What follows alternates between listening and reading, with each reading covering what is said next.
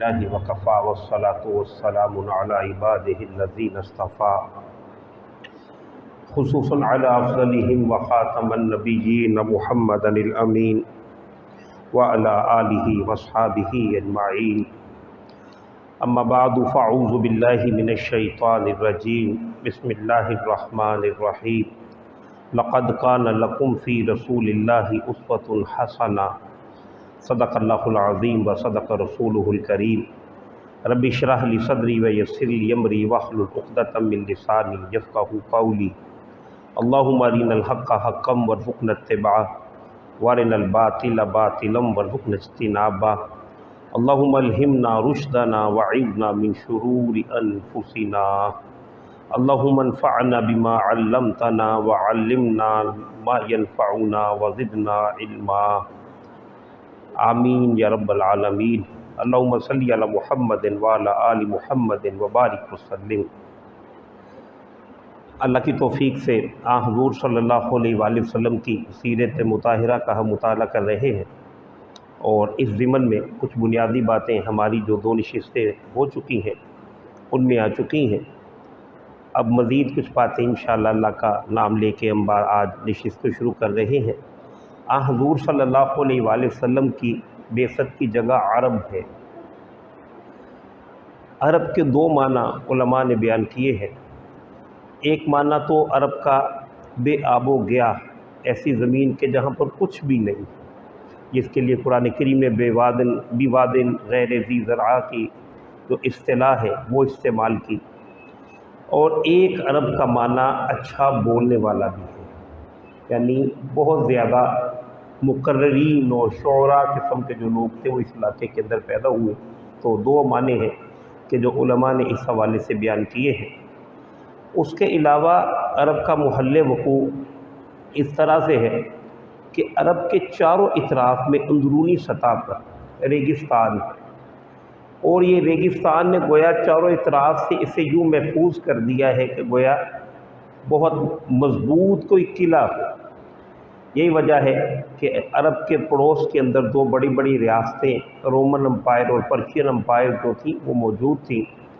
لیکن یہ کہ ان میں سے کسی نے بھی ان پہ حملہ نہیں کیا۔ اگر یہ اللہ سبحانہ و تعالیٰ کی طرف سے خاص بنائی ہوئی بنیاد نہ ہوتی ریگستان، تو عرب لوگوں کے ہاں اتنی قوت نہیں تھی کہ وہ ان بڑی بڑی ریاستوں کے حملوں کو روک سکتے، لیکن یہ اللہ نے اہتمام فرما دیا۔ پھر اس کے بعد اگر آپ نقشے کے اندر دیکھیں تو پرانے دور کے جتنے بھی معلوم بر اعظم ہیں ان کے بالکل درمیان میں یہ جگہ موجود ہے، گویا چاروں اطراف دنیا کی اس کو لگتی ہے، اور سمندر بھی چاروں اطراف سے اسے لگتے ہیں، اور خشکی کے راستے بھی جو ہیں وہ عرب کے اندر موجود ہیں۔ گویا دنیا کے بہترین جغرافیے پہ یہ ملک جو ہے موجود ہے، یعنی یہ جو جزیرہ نما عرب ہے یہ موجود ہے۔ اس کا جو رقبہ ہے، کل رقبے کا اندازہ 10 لاکھ سے 13 لاکھ مربع میل تک اس کا گویا کہ اندازہ لگایا گیا ہے۔ 10 لاکھ سے لے کے 13 لاکھ تک مختلف جو اندازہ لگانے والے جغرافیائی دان ہیں انہوں نے اس کا اندازہ جو ہے وہ لگایا ہے۔ عرب کی قومیں 3 طرح کی اقوام ہیں کہ جنہیں تقسیم، عرب کے جو لوگ ہیں، جو اقوام وہاں پر پیدا ہوئی ہیں،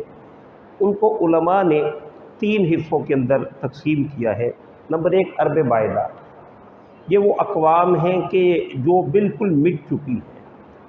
جیسے قوم عاد ہے، قوم سمود ہے، ان کی کچھ باقیات مورخین کی بھی نگاہ میں موجود نہیں ہیں، وہ قدیم ہیں، لہذا وہ بائدہ اسی وجہ ہی سے اس کا نام رکھا گیا۔ جبکہ ایک دوسری جو قسم ہے وہ عرب عاربہ ہے۔ یہ عرب عاربہ یہ اصل عرب ہے، اور یہ یمنی عرب ہے، اور یہ اصلاً ان کے جو بڑے جد تھے ان کا نام یورب بن یشج بن قحطان، اور انہیں قحطانی عرب بھی کہا جاتا ہے۔ اس سے بھی بہت سارے قبائل جو ہیں وہ نکلے، اور یمن کے اندر آپ حضرات جانتے ہیں قوم سبا نے جو عروج حاصل کیا ہے یہ ساری کی ساری انہی کی نسل سے تھی، پھر مختلف شاخیں پھیلی ہیں اور عرب اسی سے آباد ہوا ہے۔ جبکہ دوسری جو قوم ہے عرب کی معروف عرب مستعربہ، اور اس کے جو جد اعلیٰ ہیں وہ سیدنا ابراہیم علیہ السلام ہیں۔ آپ حضرات نے گزشتہ نشست کے اندر حضرت ابراہیم علیہ السلام کا واقعہ سنا ہے، اس کے اندر یہ باتیں آ گئی ہوں گی کہ ابراہیم علیہ السلام اصلاً عراق میں پیدا ہوئے تھے، پھر وہاں پر انہیں نمرود نے جب یہ پلان کر لیا کہ آپ کو معذلہ شہید ہی کر دیا جائے، تو پھر وہاں سے آپ نے ہجرت کی ہے، اور ہجرت کے دوران ہی آپ کو مصر میں سے آپ کا گزر ہوا۔ وہ واقعہ بھی آپ کے آیا ہوگا کہ مصر سے جب گزرے ہیں تو مصر کی باقی جو بادشاہ تھا اس کا یہ قانون تھا، جو بھی خواتین وہاں سے گزرتی تھیں تو ان کے حرم کے اندر وہ اپنے حرم کے اندر انہیں داخل کرتا تھا۔ لہذا اس نے حضرت ابراہیم علیہ السلام کی خاندانی بیگم حضرت سارہ سلام علیہا ان پر دست درازی کی کوشش کی، لیکن اللہ تعالیٰ نے ان کی خصوصی حفاظت فرمائی، جس سے اسے اندازہ ہو گیا کہ یہ فیملی عام خاندان نہیں ہے۔ لہذا بعد میں اس نے اپنی شرمندگی کا گویا کفارہ ادا کیا کہ اپنی صاحبزادی بطور لونڈی بطور کنیز بی بی سارہ کو عطا کی، اور پھر یہیں سے اللہ سبحانہ و تعالیٰ نے ابراہیم علیہ السلام کو صاحب اولاد کیا، اور ابراہیم علیہ السلام کے پہلے صاحبزادے یعنی جناب اسماعیل علیہ السلام، ان کی عمر کم و بیش جب 6 برس ہو گئی تو اللہ تعالیٰ کی طرف سے حکم یہ ہوا کہ اپنی اس بیگم اور اولاد کو، بیٹے کو جو کہ اس وقت تک ایک ہی تھا، اس کو یہ مکۃ المکرمہ جہاں پر خانہ کعبہ ہے، جیسے انہوں نے سورہ ابراہیم کے اندر دعا بھی مانگی ہے کہ اللہ میں نے اپنی نسل کی ایک شاخ کو تیرے معتبر گھر کے پاس بسایا ہے، تو ابراہیم علیہ السلام نے جناب اسماعیل علیہ السلام کو وہاں پر آباد کیا، اور وہیں پہ پھر وہ معروف واقعہ وہ بھی آپ کی نشستوں کے اندر الحمدللہ آ گیا ہوگا کہ پانی کی قلت ہوئی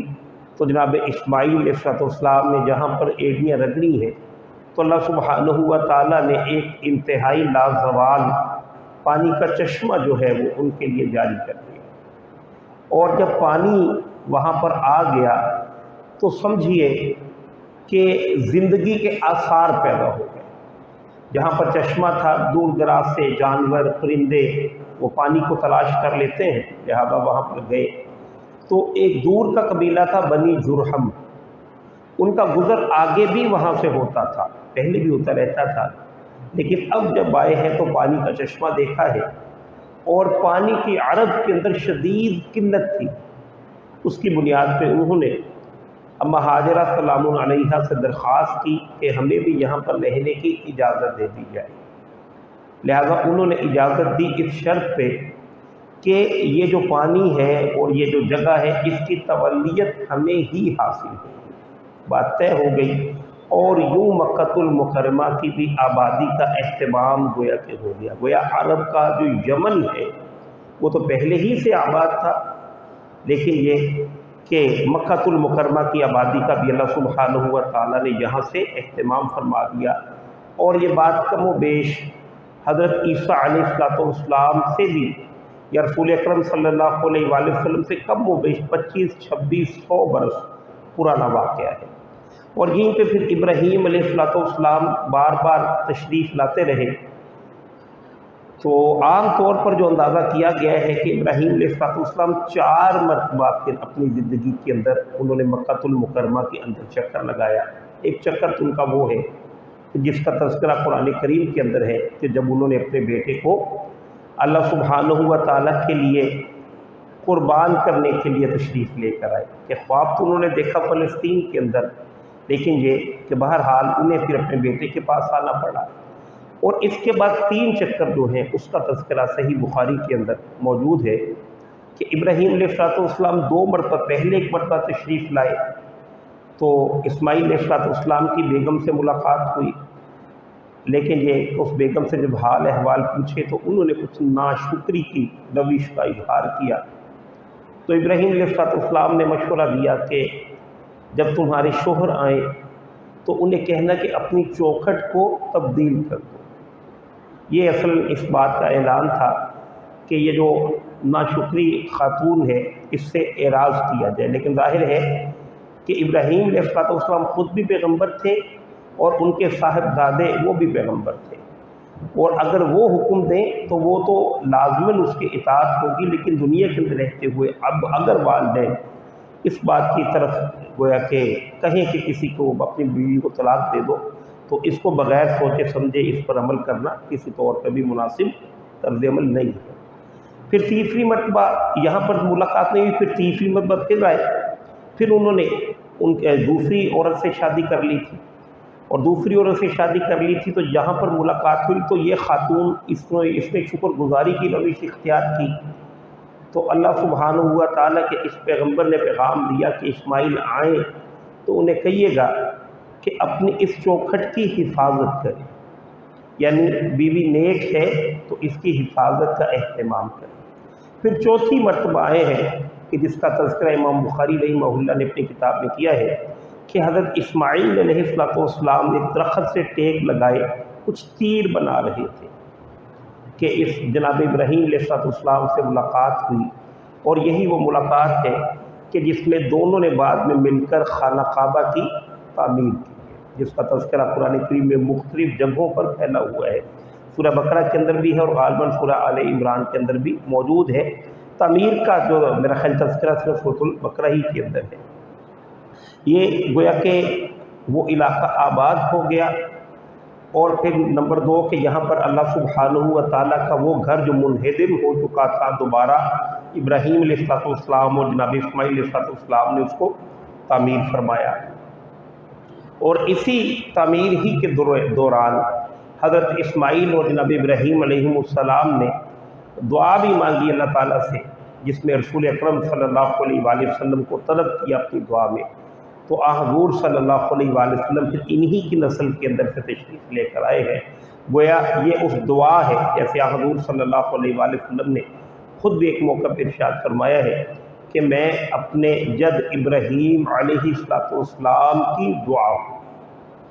یہ معاملہ ایک طرف، دوسرا یہ کہ جب اماں ہاجرہ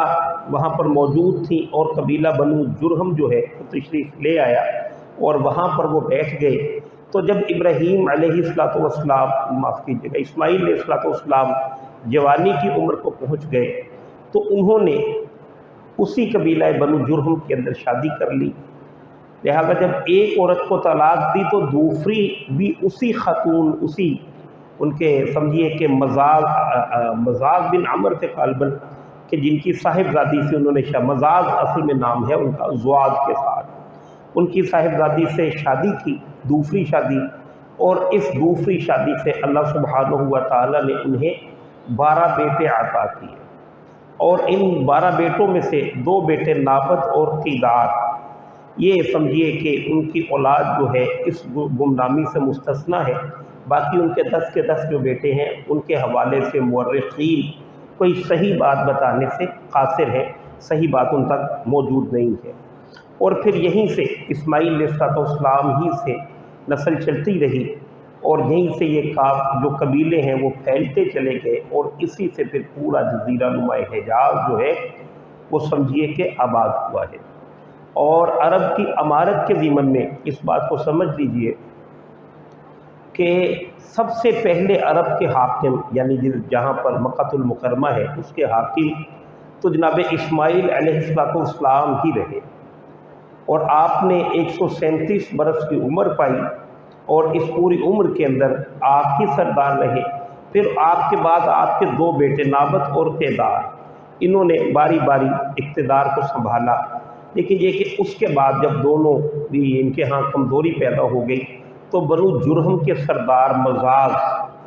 انہوں نے اقتدار جو ہے ان سے لے لی، اور ساری کی ساری چیزوں کا انتظام انہوں نے خود سنبھال لیا، اور یہاں سے پھر بنو جرہم کی سمجھیے کہ جو بادشاہت ہے اس کا آغاز ہوا، جو کم و بیش 2100 برس پر مشتمل ہے۔ اس کے بعد وہ طویل عرصہ پھر وہیں پر حکومت کرتے رہے، اور انہوں نے وہیں پر زیادہ وقت جو ہے بسر کیا ہے۔ اس کے علاوہ عرب کے اندر مزید کچھ حکومتیں اور سرداریاں تھیں، 2 طرح کی سرداریاں وہاں پر موجود تھیں۔ ایک سردار تو تھے تاج پوش، اور ان کے لیے سمجھ لیجئے کہ یہ یمن کے سردار تھے، شاہان یمن، یعنی حضور صلی اللہ علیہ وآلہ وسلم کے دور کے اندر شاہان یمن، یمن کے شہنشاہ، شاہان شام اور شاہان عراق، یہ بڑے بڑے ممالک تھے اور ان کے بادشاہ تھے۔ لیکن ان بادشاہوں کا معاملہ یہ تھا کہ یہ بھی جو بڑی امپائرز ہیں، یہ ان کے جو بادشاہ ہیں انہی کے بعد گزار تھے، انہی کے تحت یہ معاملات چلتے تھے۔ جیسے یہ شاہان یمن جو تھے، یہ نجاشی حبشہ جو ہے اسی کے زیر اثر تھے، اسی طرح دوسرے جو ہیں وہ بھی دوسری جو بڑی ریاستیں ہیں انہی کے تحت تھے، جبکہ دوسرے شاہان جو تھے وہ قبیلوں کے سردار تھے۔ ہاں، اگرچہ کہ قبیلوں کے سردار کے اندر ایک چیز کا اضافہ یہ موجود تھا کہ قبیلوں کے سردار بہرحال وہ جس طرح شاہان تھے، یعنی بادشاہ تھے، تاج پوش تھے، ان کی طرح سے دوسری ریاستوں کے غلام نہیں تھے، بلکہ وہ اپنے قبیلے کے خود مختار سمجھیے کہ سردار تھے اور انہیں کوئی پوچھنے والا نہیں تھا۔ چوتھے، حجاز کی عمارت کے ضمن میں نے آپ کے بعد سامنے یہ بات رکھ دی کہ بنو جرہم یہ 2100 برس تک تقریباً حکمران رہے ہیں، اور کم و بیش حضور صلی اللہ علیہ وآلہ وسلم سے میں نے کہا کہ تقریباً 2650 سال کا فاصلہ ہے، تو سن 100 عیسوی میں غالباً ان کے ہاں بنی اسماعیل کے ہاں ایک بڑی شخصیت پیدا ہوئی، قصی، یہ نبی کریم صلی اللہ علیہ وآلہ وسلم کے اجداد میں سے تھے۔ انہوں نے بہرحال بڑی شہرت پائی اور انہوں نے مختلف جنگیں لڑتے اور مختلف سیاسی مقاصد کے ذریعے سے بنو جرہم کو وہاں سے بے دخل کر دیا اور خود جو ہے وہ حجاز کی عمارت کو سنبھال لیا۔ یہ اس اعتبار سے بڑے صاحب بصیرت شخص تھے اور بہت بڑے محسن تھے عرب والوں کے، کہ انہوں نے وہاں پر پوری جہاں جہاں بھی عرب کے قریشی لوگ بیٹھے ہوئے تھے ان کو اکٹھا کیا اور خانہ کعبہ کے حوالے سے مختلف قسم کی جو ذمہ داریاں تھیں وہ انہی قریشیوں ہی کے اندر انہوں نے تقسیم کر دی۔ اس پر مزید انہوں نے کام یہ بھی کیا کہ دارالندوہ، یعنی ایک پارلیمنٹ اسے سمجھ لیجئے، اس کی بلڈنگ بھی انہوں نے تعمیر کروائی، اور یہ کہ اپنی حیات کے اندر، اپنی زندگی کے اندر یہ پوری طرح سے ان کے ایک حاکم کی حیثیت سے وہاں پر موجود تھے۔ لہذا قصی کا کارنامہ یہ بھی ہے کہ اس نے حرب کعبہ کے شمال میں دارالندوہ تعمیر کیا، اور دارالندوہ در حقیقت قریش کی پارلیمنٹ تھی جہاں تمام بڑے بڑے اور اہم معاملات کے فیصلے ہوا کرتے تھے۔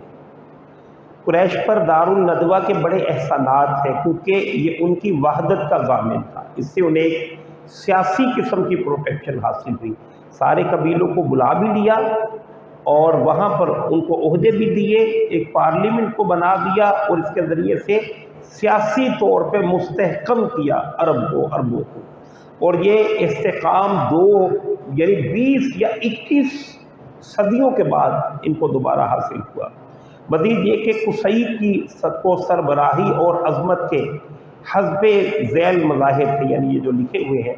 دارالندوہ کی صدارت بھی انہی کے پاس تھی، لہذا بڑے بڑے معاملات کے متعلق مشورے ہوتے تو اس کے سردار بھی یہی تھے۔ یہاں پر لوگ اپنی لڑکیوں کی شادیاں بھی کرتے تھے، لیوا یہ بھی ایک رسم تھی، یعنی جنگ کا پرچم قصی ہی کے ہاتھوں باندھا جاتا۔ حجابت یعنی خانہ کعبہ کی پاسبانی، اس کا مطلب یہ ہے کہ خانہ کعبہ کا دروازہ قصی ہی کھولا کرتے تھے اور وہی خانہ کعبہ کی خدمت اور کلید برداری کا کام انجام دیا کرتے تھے۔ نمبر 4 سقایا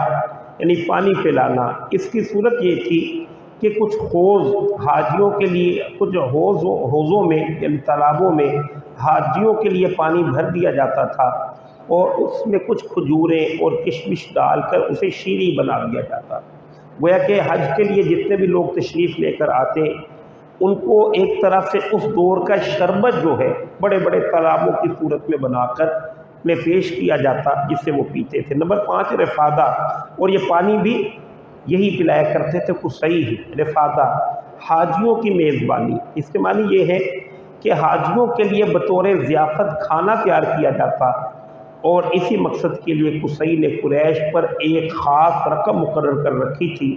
جو موسم حج میں قصی کے پاس جمع کی جاتی۔ قصی اس رقم سے حاجیوں کے لیے کھانا تیار کراتا، اور جو لوگ تنگ دست ہوتے یا جن کے پاس کھانا نہ ہوتا حج کے دن میں اعلان عام کر دیتے کہ سارے کے سارے لوگ یہاں پر آ کر کھانا کھا سکتے۔ یہ سارے کے سارے مناسب جو ہیں یہ قصی ہی کو حاصل تھے، اور یہیں سے پھر قصی کے دو صاحبزادے تھے، عبدالدار اور عبد مناف، اور عبد مناف ہی ہیں کہ جہاں سے پھر رسول اکرم صلی اللہ علیہ وآلہ وسلم کی گویا کہ نسل جو ہے وہ چلی ہے۔ اس کے علاوہ نبی کریم صلی اللہ علیہ وآلہ وسلم کی آباء و اجداد کے اندر دو اور بڑے لوگ پیدا ہوئے۔ ایک ہے ہاشم جو قصی کے بعد پیدا ہوئے۔ قصی کا کارنامہ یہ تھا کہ سیاسی طور پر انہوں نے عربوں کو مستحکم کر دیا، لیکن معاشی طور پر مستحکم کرنے والے ہاشم ہیں۔ آپ جانتے ہیں رسول اللہ صلی اللہ علیہ وآلہ وسلم کو ہاشمی کہا جاتا ہے کیونکہ وہ آپ کے پردادا تھے۔ یہ چار بھائی تھے، یہ اتنے ذہین آدمی تھے کہ صرف 28 برس کی عمر کے اندر وفات پا گئے۔ کتنی عمر میں؟ 28 برس میں۔ لیکن ان 28 برسوں کے اندر ان کے 9 بچے تھے، غالباً 4 بیٹے اور 5 بیٹیاں، یا 5 بیٹیاں اور 4 بیٹے، اور انہوں نے باہر کے ملکوں کے اندر جا کر ایک راستہ تھا، قرآن کریم نے اس راستے کا بڑا تذکرہ کیا ہے، اور اگر آپ نقشہ دیکھیں تو آپ کو پتہ چل جائے گا کہ یمن ہے، یمن سے پورا مکہ المکرمہ آگے مدینہ المنورہ، یہ گویا پورا حجاز نکل کر آگے شام ہے، اور شام گویا کہ یورپ کا دروازہ ہے۔ تو یہ پورا سفر جو ہے انہوں نے سارے کے سارے لوگوں سے مل کے اس کی ایک طرح سے اپروول حاصل کی کہ یہاں سے ہم جو ہے تجارت کریں گے۔ یہ وہی راستہ ہے کہ جس کا تذکرہ اللہ تعالیٰ نے حضرت شعیب علیہ السلام کی قوم کے حوالے سے کیا کہ وہ ایک ایسے راستے پہ تھے کہ جس راستے پہ ان کے کاروبار بڑے چمکا کرتے تھے۔ یہ بہت عمدہ روڈ ہے، اور یہ وہی روڈ ہے کہ جو حضرت شعیب علیہ السلام گویا وہ کون سے عربوں میں سے تھے؟ عرب باحدہ میں سے تھے، جیسے میں نے کہا جن اقوام کا پتہ ہی نہیں۔ بعد میں یہی روڈ ہاتھ میں آیا ہے قوم سبا کے، یعنی قحطانی جو عرب تھے انہی کے ہاتھوں میں آیا۔ لیکن یہ کہ جب ان کا سد معرب کا بند ٹوٹا ہے اور وہ قوم پوری کی پوری برباد ہوئی، تو یہ راستہ اس وقت بالکل فری تھا۔ تو ہاشم جو ہیں انہوں نے پھر اس کے لیے کوشش کر کے عربوں کے لیے یہ جو سالانہ سفر ہے اس کی اجازت دی، جس کا تذکرہ اللہ تعالیٰ نے کیا ہے لِإِيلَافِ قُرَيْشٍ إِيلَافِهِمْ رِحْلَةَ الشِّتَاءِ وَالصَّيْفِ۔ یہ اس کے اندر انہی 2 سفروں کا تذکرہ ہے کہ یہ جو 2 سفر ہیں اس سے پھر قریش جو ہیں جو تنگ دست تھے، جو غربا تھے، جن کے پاس کچھ تجارت کا معاملہ تو تھا لیکن اتنی بڑی تجارت نہیں تھی، اب یہ امیر ہوئے اور ان کے پاس مال و دولت کی فراوانی ہونا شروع ہو گئی۔ یہی جو ہاشم ہیں، انہی ہاشم کے حوالے سے واقعہ ملتا ہے کہ یہ مکہ المکرمہ سے مدینہ المنورہ میں گئے، اور غالباً وہاں پر بنی نجار قبیلہ تھا، وہاں پہ کچھ دیر پڑاؤ کیا تو ان کی ایک خاتون سلمہ سے آپ نے شادی کر لی، کچھ عرصہ شادی کر کے وہیں پر بسر کی، اور اس کے بعد کسی تجارتی سفر کے لیے آپ وہاں سے فلسطین کی طرف گئے، اور فلسطین کا شہر غزہ آج بھی معروف ہے، اسی جگہ پر گئے، تو 28 برسی کے اندر شدید علالت کی وجہ سے وفات پا گئے۔ اب ان کی جو بیگم تھی انہوں نے کچھ عرصہ جو ساتھ بسر کیا تو اس کی وجہ سے وہ حاملہ ہو گئی، اور اللہ تعالیٰ نے اس میں سے پھر بیٹا انہیں جو ہے وہ عطا کیا۔ یہ بیٹا جو ہے یہ 10-12 برس تک وہیں اپنے ننیال ہی میں رہا۔ ہاشم کے 4 بھائی تھے، یہ 4 بھائی تھے، ہاشم 3 اور انہی میں سے ایک بھائی مطلب بھی تھا، یہ بھی بڑا صاحب عظمت اور بڑا عظیم انسان اور انتہائی سخی شخص۔ حضور صلی اللہ علیہ وآلہ وسلم کی شجرہ نسب کے اندر جو بات بہت زیادہ ملتی ہے کہ آپ کے آباء و اجداد بڑے کھلے ہاتھ کے تھے، سخی آدمی تھے سارے کے سارے۔ تو یہ جو مطلب ہیں ہاشم کے بھائی، ان کو فیاض کا لقب دیا گیا تھا، اتنے سخی آدمی تھے۔ بہرحال ان کو جب پتہ چلا، اور یہ تب پتہ چلا جب بچہ 10-12 برس کا ہو گیا، کہ ان کے ایک بھائی کی شادی وہاں پر بھی ہوئی تھی اور سلمہ نامی خاتون کے ہاں ہماری نسل کا ایک بچہ جو ہے وہ موجود ہے، لہذا یہ یہاں سے مدینہ المنورہ تشریف لے کر گئے۔ اور مدینہ المنورہ کے اندر جب تشریف لے کر گئے ہیں تو وہاں پر روایات ایسی بھی ہیں کہ بچہ باہر ہی کھیلتے ہوئے مل گیا۔ تو آپ نے اس سے پوچھا آپ کی والدہ کا نام، والد کا نام، بچے نے بتا دیا۔ تو اس نے کہا کہ اصلاً یہ تمہارے ننیال ہیں اور تم تو مکہ کے رئیس ہو، والی ہو وہاں کے، لہذا تم یہاں کو چھوڑ کر ادھر ہمارے ساتھ چلو۔ اس نے کہا کہ میں اپنی والدہ کی اجازت کے بغیر نہیں جا سکتا، اور بڑی قرین قیاس بات ہے، بچہ 10-12 برس کا ہو گیا تو کیسے ممکن تھا کہ وہ ان کے ساتھ چل پڑتا۔ بہرحال وہ وہاں پر گئے اور جا کر ساری بات رکھی کہ میں ہاشم کا بھائی ہوں اور وہاں پر ان کی سیادت اور قیادت کے لیے نشست جو ہے وہ موجود ہے، لہذا یہ بچہ ہمارا ہے، ہمارا بچہ واپس کر دیجئے۔ ان کی والدہ نے انہیں کچھ نصیحتیں کی اور یہ بڑی ان کی قربانی ہے کہ انہوں نے بچے کو چچا کے ساتھ بھیج دیا۔ اور یہ عرب کا رواج تھا، آج کے ہاں تو یہ مسائل ہیں کیونکہ یہاں کا کلچر اور ہے اور وہاں کا کلچر اور تھا۔ بہرحال جب واپس آئے ہیں تو مطلب جو ہے، یہ جو بچہ تھا جب یہ پیدا ہوا تو اس کے بالوں کے اندر 1-2 بال سفید تھے، اسی سفید بالوں کی وجہ سے اس بچے کا نام شیبہ رکھ دیا گیا۔ شیبہ کا مطلب عربی زبان میں ہوتا ہے بوڑھا، یعنی بچہ پیدا ہوا بال سفید تھے تو نام بھی اس کا بوڑھا رکھ دیا۔ اب انہوں نے اپنے 10-12 برس کے بھتیجے کو اپنے اونٹ پہ بٹھایا مطلب نے، اور اونٹ پہ بٹھا کے مدینہ المنورہ سے مکہ المکرمہ لے آئے۔ اب جیسے ہی مکہ المکرمہ کے اندر وہ داخل ہوئے ہیں تو لوگوں نے سمجھا کہ شاید مطلب باہر سے کوئی غلام خرید کر لائے ہیں، کیونکہ اس وقت یہ غلاموں کی خرید و فروخت ہوا کرتی تھی۔ تو انہوں نے کہا عبد المطلب، یعنی مطلب کا غلام۔ انہوں نے بعد میں لوگوں کے سامنے یہ بات واضح کی کھلی کہ یہ میرا غلام نہیں ہے بلکہ یہ ہاشم کا صاحبزادہ ہے، لیکن عبد المطلب کی اصطلاح اس قدر معروف ہوئی کہ ان کا اصل نام شیبہ کہیں کتابوں ہی کے اندر دفن ہو گیا اور انہوں نے شہرت پائی پھر عبد المطلب کے نام پر۔ یہیں سے پھر ایک واقعہ یہ بھی پیش آیا کہ بنی جرہم جب انہوں نے دیکھا کہ ہم سے ہماری سیادت اور قیادت جا رہی ہے تو انہوں نے جاتے وقت یہ جو آب زمزم ہے اس کے تالاب کو توڑ دیا کنویں کو، اور بالکل جب پاٹ دیا اسے تو اس کے اندر بہت سارا سامان بھر دیا، کوئی ہرن سونے کے دروازے، تلواریں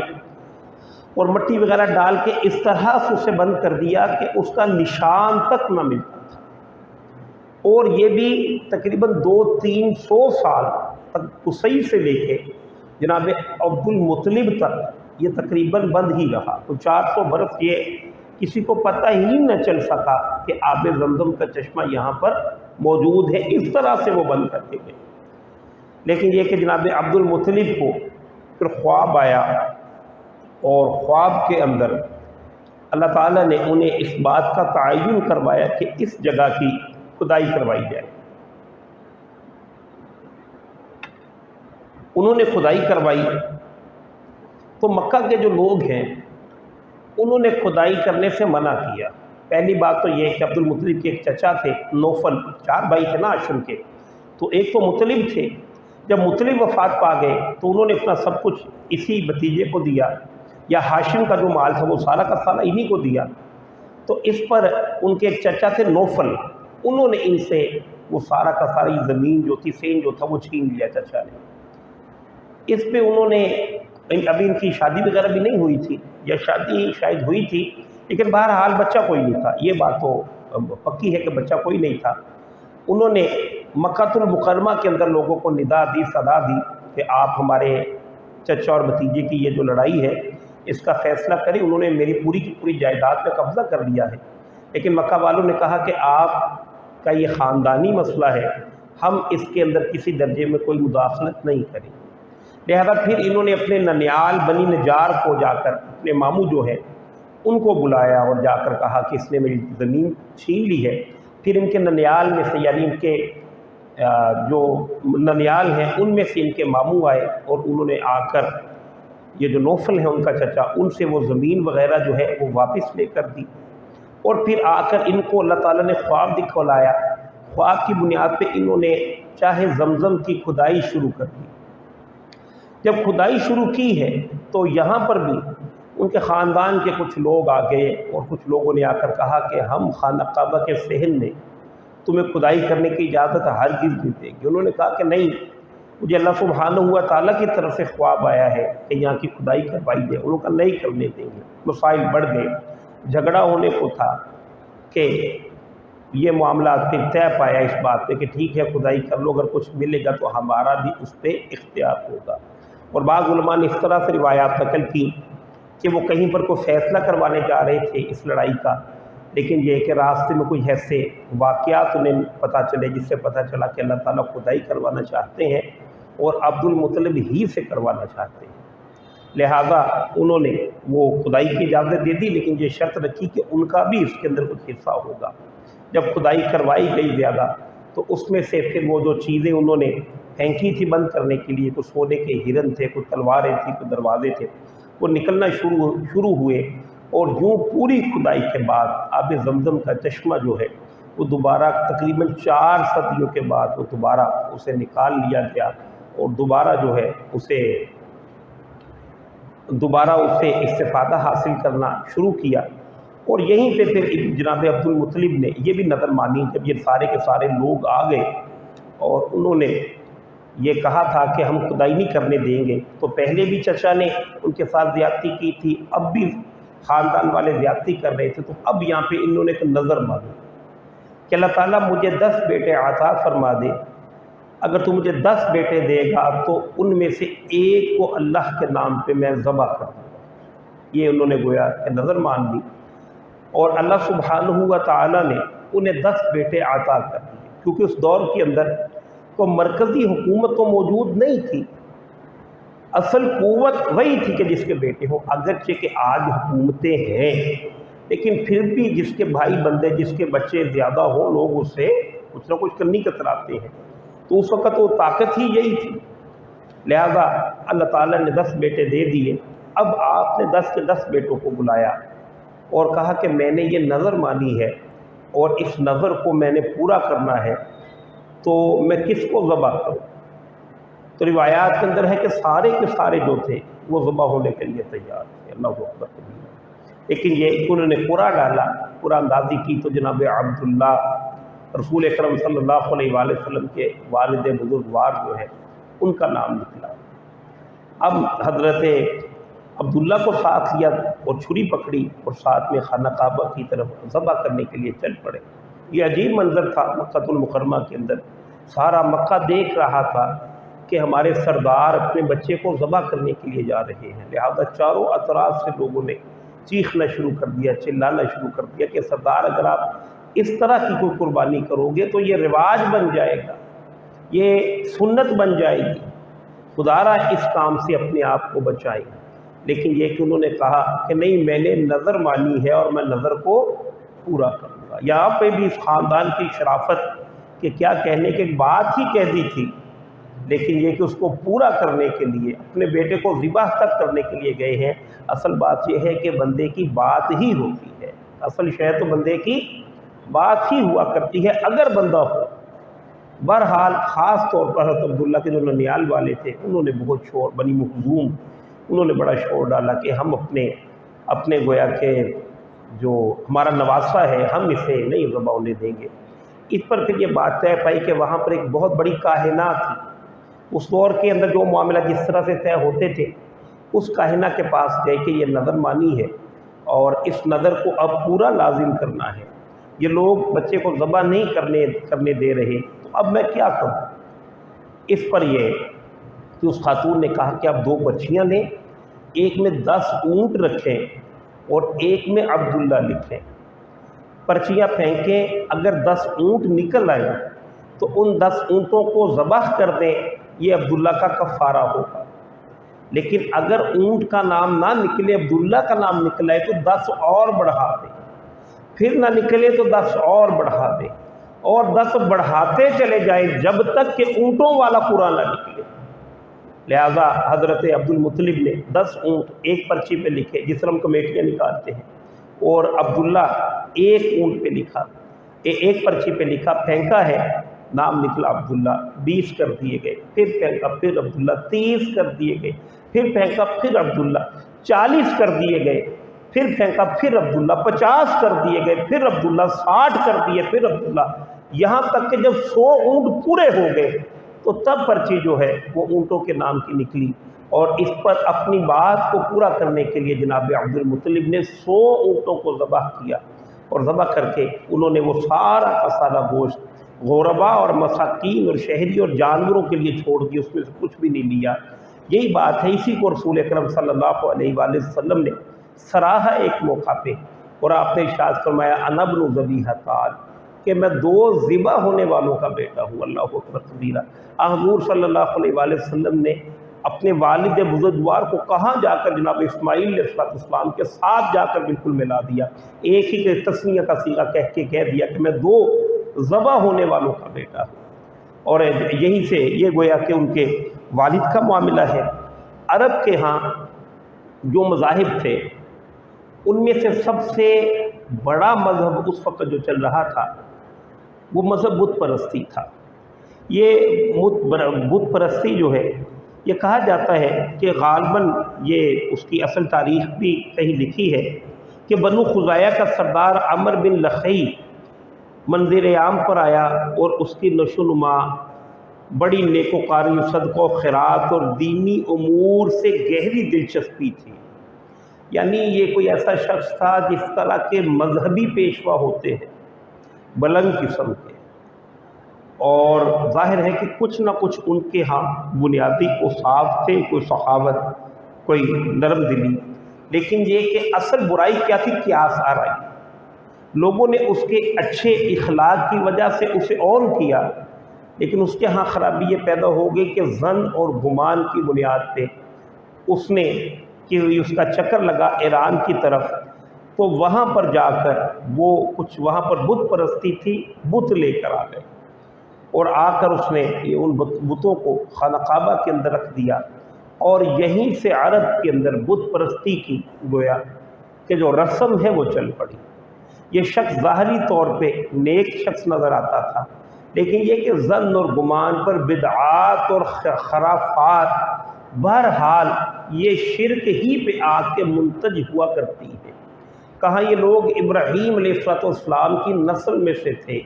اور ابراہیم کہ جن کے بارے میں اللہ تعالیٰ فرمائے وما کان من المشرکین،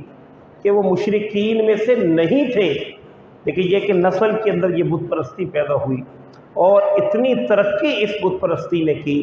اتنی ترقی اس بت پرستی نے کی کہ جس دور میں رسول اکرم صلی اللہ علیہ وآلہ وسلم مبعوث ہوئے ہیں، تشریف فرما ہوئے ہیں، ہر گھر کے اندر بت موجود تھے، ہر گھر کے اندر تو کجا کہ خود خانہ کعبہ کے اندر 360 بت موجود تھے۔ اس کے علاوہ وہاں پر جو اس دور کے صاحب امت لوگ تھے، صاحب کتاب لوگ تھے، یعنی یہود، ان کے ہاں بھی اس حد تک برائیاں تھیں، اس حد تک ان کے ہاں بھی سمجھیے کہ اس حد تک ان کے ہاں کبر تھا کہ گویا وہ خود خدائی کے مدعی تھے، اور یہ اس قدر حد سے بڑے ہوئے لوگ تھے کہ انہوں نے انبیاء تک کو قتل کروا دیا۔ انبیاء نے جب ان کے مزاج کی بات نہیں کی تو انبیاء تک کو گمراہ کہہ کے قتل کروا دیا۔ اتنی خرابی ان کے بڑے جو پیشوا علماء جو ہیں ان کے ہاں موجود تھے۔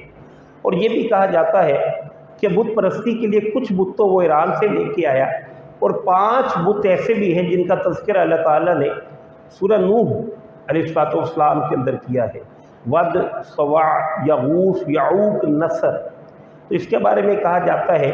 کہ اس کے کچھ موکلات بھی تھے، اس کے عمر بن لہی کے، تو اس سے اپنے موکلات کے ذریعے ان کے موکلات نے اطلاع دی تھی کہ فلاں جگہ پر یہ بت جو ہیں یہ دبائے گئے ہیں، لہذا یہ وہاں پر گیا اور خدائی وغیرہ کروا کے اس سے وہاں سے بت نکالے، تو اس کا رتبہ جو ہے کچھ اور بڑھ گیا کہ یہ بت بڑی عظمت کے حامل ہیں، اور یہ بت جو ہیں اس کو مکے کے اندر بیٹھے ہوئے پتہ چل گیا تھا اور اس نے نکالے ہیں، تو لوگ دور دراز سے آئے اور ان کے دل کے اندر بتوں کا تقدس جو ہے وہ اور بڑھ گیا۔ اصل میں یہ واقعہ سنانے کا مطلب کیا ہے کہ بعض چیزیں ایسی ہیں کہ جو ظاہری آنکھ سے یوں محسوس ہوتا ہے کہ شاید اس کے اندر کوئی کرامت ہے، لیکن العلم وہی ہے جو اللہ اور اللہ کے رسول نے بتا دیا۔ دنیا کے اندر کیا کیا مسائل ہیں ہم ساری چیزوں کو نہیں جان سکتے، شیاطین بھی ہیں اور وہ کس طرح لوگوں کو گمراہ کرتے ہیں اس کا اندازہ ہم نہیں کر سکتے۔ پھر اسی کے علاوہ ان کے عقائد ہی کے اندر اللہ تعالیٰ نے تذکرہ کیا ہے سورۃ الانعام کے اندر کہ انہوں نے جانوروں کے حوالے سے بعض کو حلال بعض کو حرام کر رکھا تھا۔ وہ کیفیت یہ تھی کہ مذہبی اعتبار سے انتہائی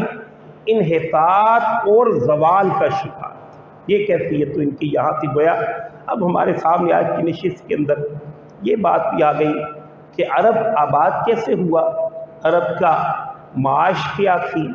عرب کا جو سیاسی سسٹم تھا وہ کس طرح سے ڈیولپ ہوا، وہ کس طرح سے چلتا تھا۔ نمبر 4 کہ عرب کے لوگوں کی مذہبی وہ کیا کیفیت تھی کہ جس میں رسول اکرم صلی اللہ علیہ وآلہ وسلم تشریف لائے ہیں۔ اور یہ نہیں تھا کہ یہ لوگ مانتے نہیں تھے اللہ تعالیٰ کو، یہ مانتے تھے، جس طرح اللہ تعالیٰ نے سورہ زمر کے اندر ان کا ایک جملہ ارشاد کیا ہے مَا نَعْبُدُوهُمْ إِلَّا لِيُقَرِّبُونَ إِلَى اللَّهِ زُلْفَىٰ، ہم ان کی عبادت محض اس لیے کر رہے ہیں کہ یہ ہمیں اللہ کے ساتھ جوڑ دے، ہم اللہ کے ساتھ جڑنے کے لیے ان بتوں کے آگے جھک رہے ہیں۔ ایک جگہ فرمایا وَيَعْبُدُونَ مِن دُونِ اللَّهِ مَا لَا يَضُرُّهُمْ وَلَا يَنفَعُهُمْ وَيَقُولُونَ هَؤُلَاءِ شُفَعَاؤُنَا عِندَ اللَّهِ، اور یہ مشرکین اللہ کے سوا ان کی عبادت کرتے ہیں جو انہیں نہ نفع پہنچا سکیں اور نہ نقصان، اور وہ کہتے ہیں کہ یہ اللہ کے پاس ہماری سفارش کریں گے۔ یہ ان کے عقائد کا زوال و انحطاط ہے جس کا تذکرہ اللہ نے اپنی کتاب کے اندر کیا ہے۔ آخری بات آج کی نشست کے اندر اصحاب فیل کا واقعہ، یہ بھی ایک بڑا واقعہ ہے۔ اصحاب فیل کا واقعہ جس طرح میں نے آپ کے سامنے یہ بات رکھ دی کہ یمن جو ہے وہ آباد تھا اور یمن کی حکومت اصلاً بعد گزار تھی حبشہ کی، اور حبشہ کا سرکاری مذہب عیسائیت تھا۔ لہذا حبشہ کا جب ایک سردار ایک شخص ابرہا وہ یمن کے اندر آیا تو اس نے کچھ لوگوں کو دیکھا جو حج کے لیے جا رہے ہیں۔ عرب کے اندر حج کی رسم تو بڑے عرصے سے چل رہی تھی، زور و شور سے چل رہی تھی، اس کے اثرات موجود تھے، اگرچہ کہ بدعات وہاں پر بھی آ گئی تھی، لیکن بہرحال حج تھا۔ اس نے لوگوں سے پوچھا کہ یہ لوگ جوگ در جوگ کدھر جا رہے ہیں؟ تو اس پر انہوں نے یہ کہا کہ یہ لوگ حج کے لیے جا رہے ہیں۔ فرمایا حج کہاں پہ ہوتا؟ فرمایا وہ حجاز مکہ کے اندر سیاہ اینٹوں کا بنا ہوا ایک گھر ہے جس کا یہ طواف کرتے ہیں اور حج وغیرہ کرنے کے لیے وہاں پر جاتے ہیں۔ لہذا اس نے، یہ بڑا بادشاہ تھا، اس نے بڑے چاؤ کے ساتھ ایک کلیسا تیار کیا، اور چونکہ طاقت والا بھی تھا، کلیسا تیار کر کے اس نے اعلان کر دیا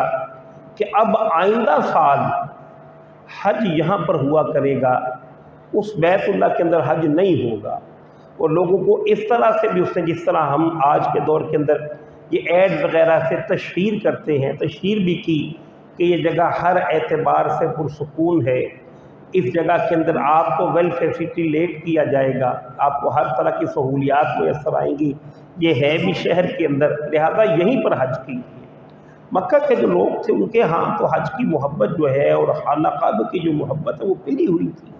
یہ اعلان ان کے لیے تکلیف دہ تھا جو عرب لوگ تھے۔ لہذا دو باتیں ہیں، ایک بات تو یہ کہ بعض لوگ وہاں پر کچھ کام کر رہے تھے، کھانا پکانے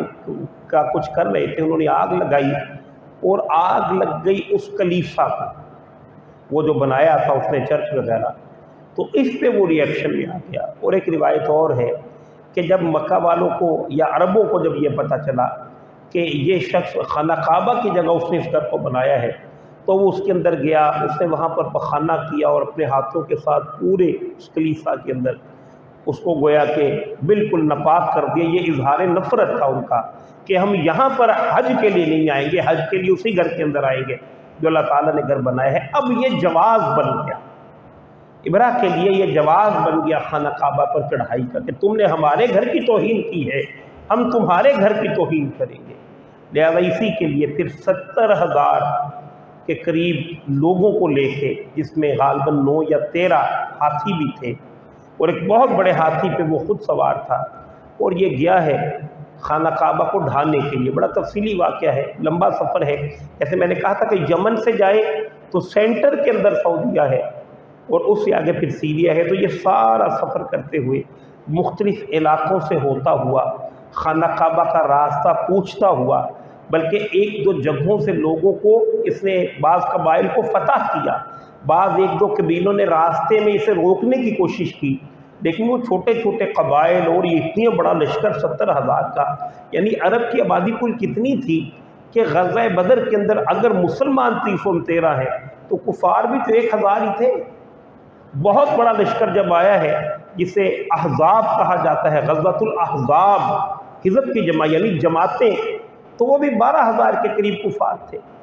تو یہ تو 70,000 کا لشکر بہت بڑا لشکر تھا، لیکن یہ کہ کچھ سردار ہیں جنہوں نے روکنے کی کوشش کی، یہ ان سب کو تہہ تیز کرتا ہوا، سب کو قتل کرتا ہوا خانہ کعبہ تک جا پہنچا، اور یہاں پر پہنچ کر اس نے پوچھا کہ اس گھر کے متولی کون ہے، اس گھر، تو اس پر جناب عبد المطلب کو پیش کیا گیا۔ بلکہ اس سے بھی ایک اور واقعہ یہ نظر آتا ہے، ملتا ہے کہ یہ گیا، اس نے جا کر کہا کہ جن لوگوں کے اونٹ چر رہے ہیں اونٹ پکڑ کر لے آؤ۔ اب یہ جو اس کے سپاہی گئے ہیں، اس میں انہوں نے جا کر اونٹ وغیرہ سارے لوگوں کا سامان پکڑ اور لے آئے۔ جناب عبد المطلب تشریف لائے، تو عبد المطلب نے ان کو کہا کہ بھائی میرے اونٹ دے دو۔ تو اس نے کہا میں تو ایکسپیکٹ کر رہا تھا کہ تم مجھ سے پوچھو گے کہ میں کس لیے آیا ہوں، میں تمہارے اس عبادت خانے کو ڈھانے کے لیے آیا ہوں، اتنا بڑا لشکر لے کر آیا ہوں، بجائے یہ کہ تم میرے سامنے کھڑے ہوتے، تم اپنے اونٹوں کا مطالبہ کر رہے ہو، لیکن ظاہر ان کے لیے پوسیبل نہیں تھا جنگ کرنا۔ اس پر جناب ابو طالب نے کہا انا رب الابل، کہ میں ان اونٹوں ہی کا مالک ہوں،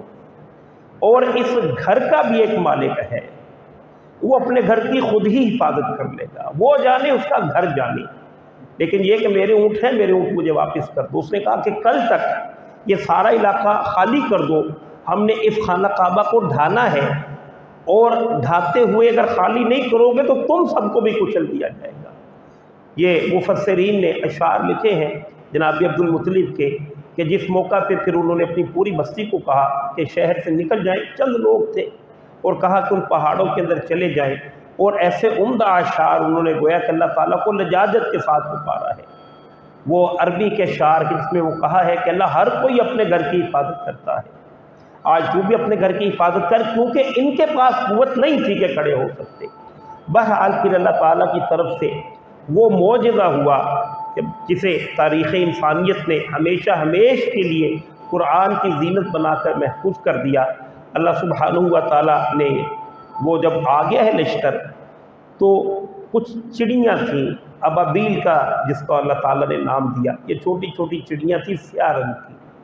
اور ہر چڑیا کے پاس 3 پتھر تھے چھوٹے چھوٹے، 2 اس کے پنجوں میں، 1 اس کی چونچ میں، تیزی سے آئی ہیں اور وہ آ کے وہ پتھر برسائے ہیں۔ وہ چھوٹے چھوٹے پتھر ہیں، لیکن ظاہر ہے کہ اللہ ہر شے کے اندر تاثیر جو ہے وہ اللہ ڈالنے والا ہے، اور یہ پورا کا پورا لشکر اس کے ساتھ اللہ تعالیٰ نے تہہ تیغ کر دیا۔ بلکہ اس سے بھی پہلے واقعہ ملتا ہے کہ ایک ہاتھی جس کا نام محمود علماء نے کہا ہے، جس پہ خود ابرا جو ہے وہ سوار تھا، اس نے جب کہا ہے ہاتھی کو کہ اس کی طرف چڑھائی کرو خانہ کعبہ سے، وہ نہیں بڑھا،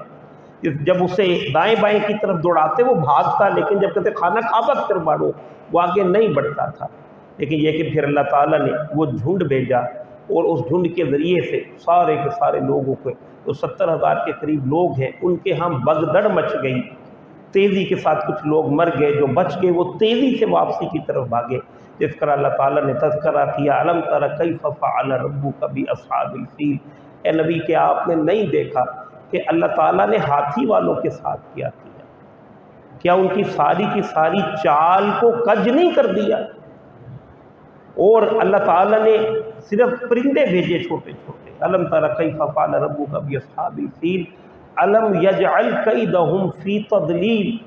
وارسل علیہم طیرا ابابیل ترمیہم بحجارۃ من سجیل فجعلہم کعصف مأکول، کہ اللہ تعالیٰ نے ان کو بالکل نیست و نابود کر کے رکھ دیا۔ اب یہاں پہ ایک سوال پیدا ہوتا ہے کہ جب وہ لوگ آ رہے تھے تب بھی راستے میں کچھ مزاحم لوگ تو کھڑے ہوئے،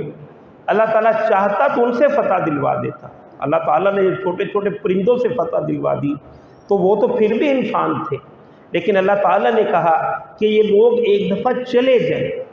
تاکہ اللہ تعالیٰ کو ان کو پتہ چل جائے کہ اس گھر کی تقدیس کیا ہے، اس گھر کی عظمت اللہ کے ہاں کیا ہے۔ اس گھر کی عظمت کی یہ کیفیت ہے کہ رسول اللہ صلی اللہ علیہ وآلہ وسلم نے ارشاد فرمایا کہ جب دجال نکلے گا تو پوری دنیا کی ہر جگہ پر جائے گا، لیکن اللہ تعالیٰ نے اس گھر کے اندر اور مدینہ المنورہ کے باہر فرشتے کھڑے کر رکھے ہوں گے، دجال بھی ان شہروں کے اندر داخل نہیں ہو سکے گا۔ یہ اللہ تعالیٰ کے خصوصی گھر ہیں۔ اور دوسری بات کیا تھی کہ اسی طرح سے پورے عرب نے وہ دیکھا تھا لشکر بڑے ہی شان و شوکت سے جاتا ہوا، اب یہی لشکر بھاگتا ہوا ٹوٹا پھوٹا زخمی واپس جا رہا تھا، تو پورے عرب کے اندر ایک تشہیر ہو گئی، ایک دعوت ہو گئی کہ یہ گھر کسی عام ہستی کا گھر نہیں ہے، لہٰذا اس کی وجہ سے پھر بعد میں عرب کو یہ بھی فائدے حاصل ہوتے رہے کہ ان کے جو سفر تھے تجارت کے، اب یہ کیا تھے مکہ والے، یہ اس گھر کے متولی تھے، عبد المطلب تھے، ان کی اولاد تھی، ان کے اقارب تھے، یہ جب جاتے تھے کسی کہیں پر کوئی سفر کے لیے تجارت کے لیے تو سارے کے سارے لوگوں کے قافلے غیر محفوظ تھے، لیکن ان کے محفوظ سے لوگ ڈرتے تھے کہ ان پہ ہاتھ نہ ڈالنا، یہ اس گھر کے متولی ہیں کہ جس گھر پہ اگر ابرہ نے ہاتھ ڈالا ہے تو اس کا کیا حشر ہو گیا۔ اس سے ان کی ایک دھاگ بیٹھ گئی اور اسی کی بنیاد پہ پھر ان کی تجارت خوب پھیلی ہے، جس کا تذکرہ اللہ نے کیا ہے فَلْيَعْبُدُوا رَبَّ هَٰذَا الْبَيْتِ، اے مکہ والو کم از کم تم تو اس گھر کے رب کی عبادت کرو، اللہ جس نے تمہیں بھوک میں کھانا کھلایا، الَّذِي أَطْعَمَهُم مِّن جُوعٍ وَآمَنَهُم مِّن خَوْفٍ، کہ جس نے تمہیں بھوک میں کھانا کھلایا، تمہارے لیے سارے راستے کھول دیے، لوگ اسی گھر کی وجہ سے تم سے ڈرتے ہیں، تو گویا تمہیں بھوک میں کھانا بھی اس نے عطا کیا اور خوف سے امن بھی عطا کیا، تو کم از کم تمہیں چاہیے کہ اس گھر کے رب کی عبادت کرو۔ بہرحال آج کی نشست کے اندر عرب کا کچھ مفہوم ہمارے سامنے آ گیا، عرب کا کچھ محل وقوع ہمارے سامنے آ گیا، عرب کس طرح سے آباد ہوا، مختصر صحیح کسی درجے میں بات ہمارے سامنے آ گئی، اور یہ کہ اس کی کیا سیاسی اور معاشی کس طرح انہیں استحکام حاصل ہوا، اور جو ان کی مذہبی کیا کیفیت تھی وہ کسی درجے کے اندر آ گئی، اور چند لوگوں کا تذکرہ خاص طور پر آ گیا کہ اللہ سبحانہ و تعالیٰ کے جو پیغمبر ہیں ان کے خاندان میں سے حضور صلی اللہ علیہ وآلہ وسلم کی ایک حدیث کا مفہوم ہے کہ جس میں اللہ کے نبی یہ ارشاد فرماتے ہیں کہ اللہ تعالیٰ نے سارے گھروں میں سے، سارے شہروں میں سے، سارے قبیلوں میں سے جو افضل ترین گھر ہے اور جو افضل ترین قبائل ہیں اور جو افضل ترین لوگ ہیں ان میں مجھے پیدا کیا ہے۔ اس کا مفہوم ہے پھر آپ نے ارشاد فرمایا کہ میں خود بھی سب سے بہتر ہوں اور میرا خاندان اور میری نسل بھی سب سے بہتر ہے۔ اب انشاءاللہ العزیز اگلی جو نشست ہوگی اس میں اس سے آگے کی باتیں جو ہیں وہ آئیں گی۔ وآخر دعوانا ان الحمد للہ رب العالمین۔ جزاکم